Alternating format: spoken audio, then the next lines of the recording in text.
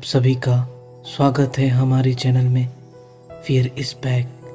तो चलिए बढ़ते हैं आज की कहानी की ओर। तो दोस्तों, यह कहानी हमें जतन कुमार ने भेजा है, जो कि बिहार के रहने वाले हैं।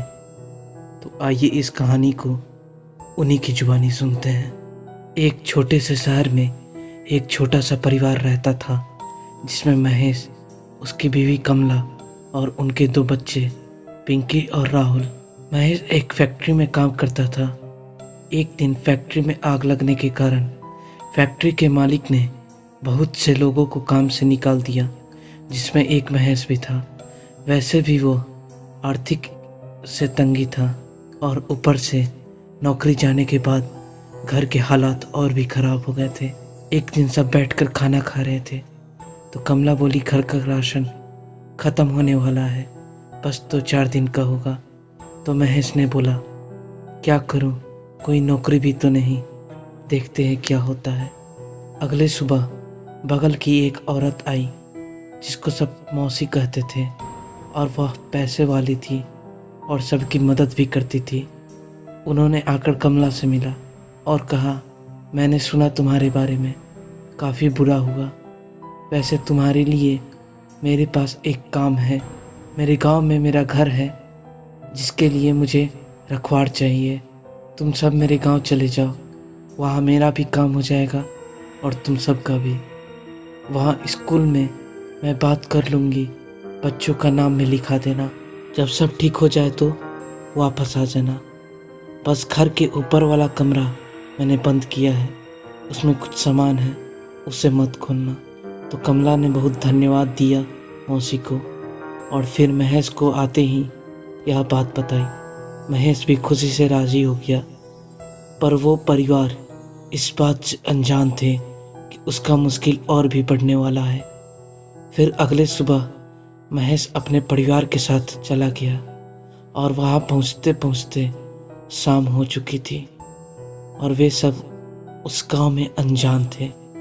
महेश ने एक आदमी से उस घर का पता पूछा।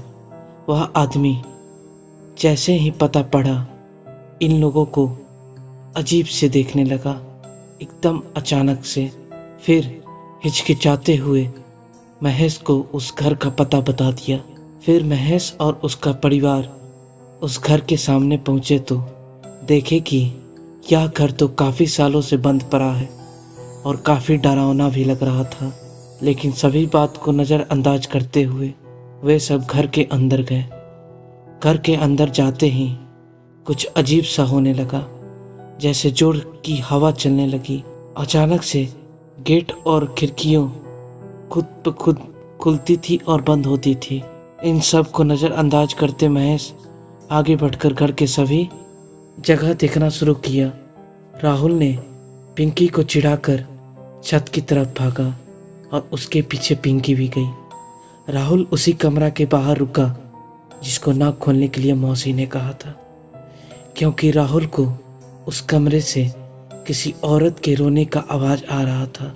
इसके बाद फिर आवाज़ वो बंद हो गया और सब नीचे आ गए। फिर सब ने खाना खाया और सो गया। रात में पिंकी पानी पीने के लिए उठी तो उसे भी लगा जैसे छत के रूम से किसी का रोने का आवाज़ आ रहा हो। पिंकी छत पे गई और उस कमरा के सामने गई जिस कमरा से रोने का आवाज़ आ रहा था। उसे उस कमरे के बाहर एक गमला दिखा जिसमें उस रूम की चाबी थी। पिंकी को नहीं पता था कि वह वही रूम की चाबी है, पर पिंकी उस चाबी से रूम खोलने का कोशिश की और रूम खुल गया और अंदर चली गई। फिर अंदर जाते उसे एक अलग ही रोशनी दिखी, जैसे उस कमरे में तूफान हो। फिर पिंकी नीचे आकर सो गई।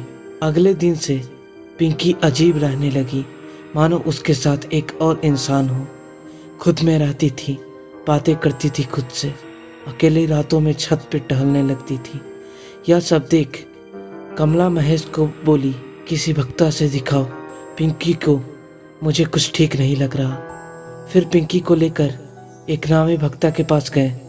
वहाँ पिंकी के अंदर से अजीब अजीब आवाज़ आने लगी। सभी बहुत डर गए थे।